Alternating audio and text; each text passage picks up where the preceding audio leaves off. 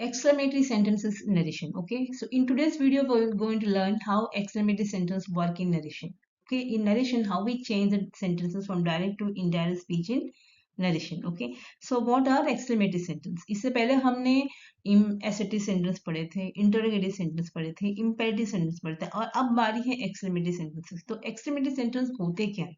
Okay, so exclamatory sentence हम उन sentences को कहते हैं which expresses some strong emotions or sudden feelings like कह सकते हैं कि joy, sorrow, surprise, anger, excitement, इस तरह के जो भाव है जो अचानक आते हैं, ओके वैसे सेंटेंसेस को हम एक्सक्लेमेटरी सेंटेंस कहते हैं. इनको हम इंटरजेक्शंस भी कहते हैं, जैसे you can see on the screen alas, Bravo, hurray, ये इंटरजेक्शंस भी होते हैं, राइट.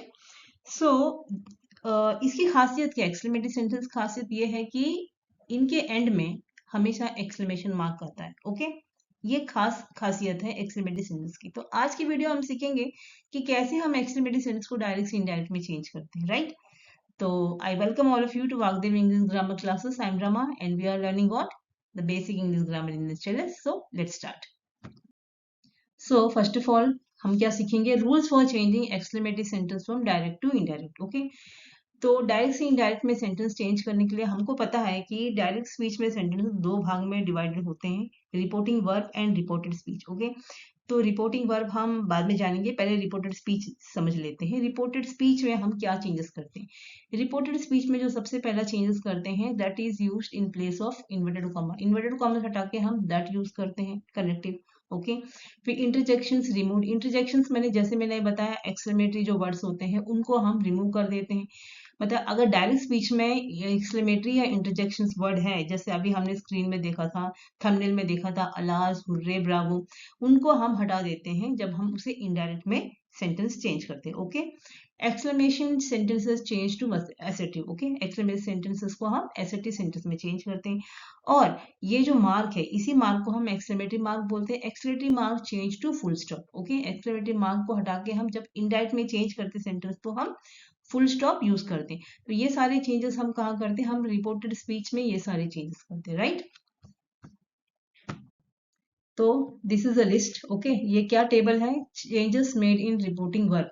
रिपोर्टिंग वर्ब में हम किन शब्दों के लिए क्या चेंजेस करते हैं? इससे पहले जो हमने वीडियोस बनाए थे उसमें हमने देखा था, हमने एफेक्टिव सेंटेंस को रिपोर्टिंग वर्ब सेट की जगह टोल्ड में चेंज किया था. इंपेरेटिव सेंटेंस में हमने रिपोर्टिंग वर्ब को चेंज करके ऑर्डर, एडवाइस, रिक्वेस्ट में चेंज किया था.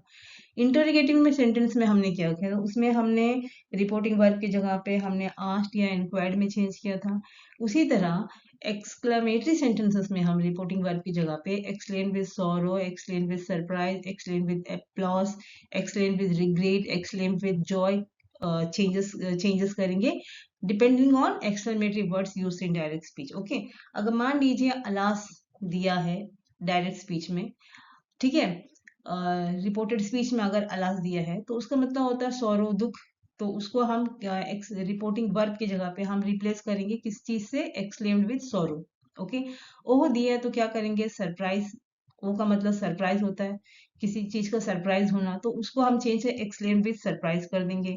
मान लीजिए वेल डन दिया है, ओके तो उसका मतलब क्या होता है? Something done efficiently. मतलब हम किसी ने कोई काम बहुत अच्छा किया तो उसको हम शाबाशी देते हैं. ओके तब हम वेल डन बोलते हैं. तो हम क्या लिखेंगे यहाँ पे? Excellent with applause.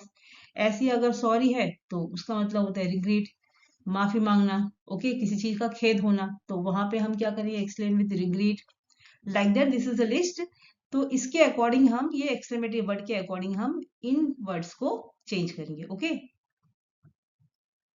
so let's see this sentence. Okay यहाँ दिया he said alas I am undone. Okay तो इस सेंटेंस को हम कैसे चेंज करेंगे? हम यहाँ चेंज करेंगे he exclaimed with sorrow that he was undone. Right तो हमने क्या किया? सेट को जो रिपोर्टिंग वर्ब है उसे चेंज करके हम exclaimed with sorrow कर देंगे. ओके क्यों? क्योंकि अलास मैंने क्या होता है, जैसे अभी हमने पढ़ा था, अलास मैंने होता है किसी चीज का दुख होना, खेद होना. ओके देन आई जो यहाँ पे प्रोनाउन है फर्स्ट पर्सन, उसको हमने ही में चेंज किया. आई किसके लिए बता रहे हैं? ही के लिए, इसलिए यहाँ पे ही में चेंज कर देंगे.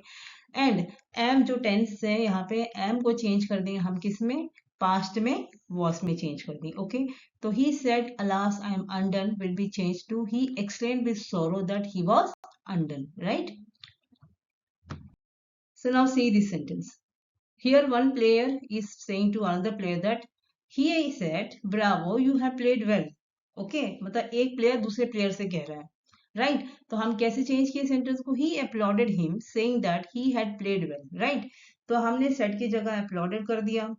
Okay then you have played well, इसको हमने क्या किया, यहाँ पे यू की जगह हमने ही में चेंज कर दिया प्रोनाउन को, राइट कॉमा इन्वर्टेड कॉमा हटा के ऑफ कोर्स दैट कनेक्टिव तो यूज करेंगे. देन हैव प्लेड जो प्रेजेंट परफेक्ट में है उसको हमने पास्ट परफेक्ट में हैड प्लेयर्ड में चेंज कर दिया. ओके अभी रिसेंटली इंडियन क्रिकेट टीम ने भी तो एक मैच जीता था, कौन सा मैच था, yes T20 world cup, right तब इंडियन क्रिकेट टीम को भी ऐसी शाबाशी मिली होगी, राइट सो इस तरह से हम डायरेक्ट से इनडायरेक्ट सेंटेंस चेंज करते हैं.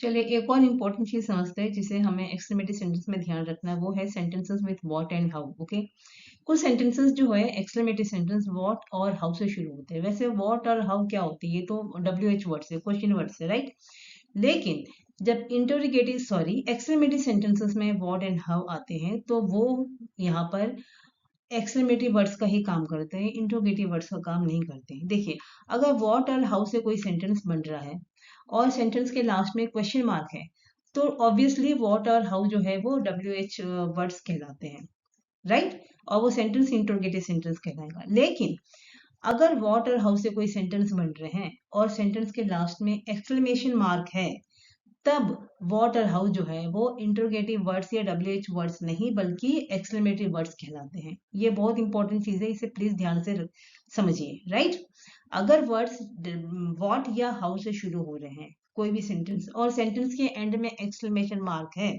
देन व्हाट और हाउ जो ये दो शब्द है वो एक्सक्लेमेटरी वर्ड्स ही कहलाते हैं, वो इंट्रोगेटिव वर्ड्स या WH वर्ड्स नहीं कहलाते, राइट. चलिए तो यहाँ समझने वाली बात क्या है, if adjectives and adverbs are used after what and how in direct speech then instead of what and how we should use very. ठीक है देखिए अगर मान लीजिए कोई सेंटेंस शुरू हो रहा है व्हाट या हाउ से, व्हाट से कोई सेंटेंस बन रहे हैं या हाउ से कोई सेंटेंस बन रहा है तो इनके बाद इमीडिएटली अगर कोई वर्ड्स जो भी आ रहे हैं अगर वो एडजेक्टिव से एडवर्ब है, ठीक है अभी हम एग्जाम्पल देखेंगे, ठीक है व्हाट और हाउ के बाद सेंटेंसेस में इमीडिएटली जो वर्ड्स आ रहे हैं वो एडजेक्टिव्स या एडवर्ब है डायरेक्ट स्पीच में, तो इनडायरेक्ट में चेंज जब हम करेंगे तो व्हाट और हाउ को हम यूज नहीं करेंगे, हटा देंगे और उसकी जगह हम वर्ड वेरी यूज करेंगे. ओके कैसे, let's see the examples. Now see this sentence what a beautiful rose. Okay तो ये जो सेंटेंस है वो एक्सक्लेमेशन मार्क से खत्म हो रहा है, तो ये व्हाट जो वर्ड है वो एक्चुअली क्या है, ये एक्सक्लेमेटरी वर्ड है, ये एक WH वर्ड नहीं है पहली बात तो. और व्हाट के बाद ये जो वर्ड है ब्यूटीफुल ये क्या है, ये एक एडजेक्टिव है क्योंकि वो रोज की विशेषता बता रहा है, नाउन की विशेषता बता रही है. ओके और वो शब्द जो नाउन की विशेषता बताती है मतलब संख्या की विशेषता बताती है उसको हम क्या बोलते हैं, उसको विशेषण बोलते हैं. ओके तो व्हाट के बाद यहाँ पे विशेषण आ रहा है इसलिए हम इस सेंटेंस को जब चेंज करेंगे तो हम क्या करेंगे, व्हाट हटा देंगे और सेंटेंस ऐसे बनेगा a very beautiful rose. Okay we will use very in place of what, right. So let's see one more sentence. Okay यहाँ क्या दिया, how smart Ravi is. Okay तो ये जो हाउ है वो एक्सक्लेमेटरी वर्ड है because this is ending with, this sentence is ending with exclamation mark. Okay तो यहाँ पे हाउ के बाद क्या दिया, स्मार्ट. स्मार्ट भी क्या है, एडजेक्टिव बताता है. ओके तो इस सेंटेंस को भी हम चेंज करते कैसे change, Ravi is very smart. Will change the sentence like that, Ravi is very smart, right. So here one more thing we have to learn, that is if noun is coming after what and how. Okay if noun is coming after what and how then words like lovely, strange, big, great, fine, wonderful will be used after changing into indirect. Okay अगर मान लीजिए शब्द जो है what और how से शुरू हो रहा है, okay और उसके बाद नाउन आ रहा है, इन शब्दों के बाद नाउन आ रहा है देन हम जब ऐसे शब्दों को, ऐसे सेंटेंस को इनडायरेक्ट में चेंज करेंगे तो व्हाट और हाउ को हटाकर हम उसकी जगह पे lovely, strange, big, great, fine, wonderful इस तरह के वर्ड्स यूज करेंगे. ओके तो कैसे, चलिए एग्जांपल देख के समझते हैं. सो लेट्स सी यहाँ पे एग्जांपल दिया है, he said what an idea. Okay what an idea तो आइडिया क्या है, नाउन है, आइडिया नाउन कहलाता है. ओके और इसके पहले क्या है, वॉट दिया हुआ है। ओके, तो इसे हम कैसे चेंज करेंगे, ही एक्सक्लेम्ड, ही सेड की जगह he exclaimed with Joy, okay, that it was a great idea. Okay, तो अब इट वॉज यहाँ दिया नहीं, लेकिन हमें लिखना है, क्योंकि जब सेंटेंस को हम एसएटी में चेंज करते हैं तो हमको उसे कंप्लीट बनाना पड़ता है, क्योंकि एसएटी सेंटेंस की विशेषता क्या होती है, उसमें सब्जेक्ट होता है और उसमें वर्ब भी होता है और उसमें ऑब्जेक्ट भी होता है, ये तीन चीजें होनी चाहिए, राइट। और जो सेंटेंस होते हैं एसएटी सेंटेंस, वो हमेशा कैपिटल लेटर शुरू होते हैं और एंड किससे होते हैं, फुल स्टॉप से होते हैं, राइट। ये चीज हमने पहले पढ़ा है। ओके, तो यहाँ पर व्हाट एन आइडिया, तो आइडिया नाउन है और उससे पहले यहाँ पे व्हाट आ रहा है, इसलिए हम इस सेंटेंस को ऐसे चेंज करेंगे, he exclaimed with Joy that it was a great idea, right. So here let's see one more sentence. He said, "What a painting."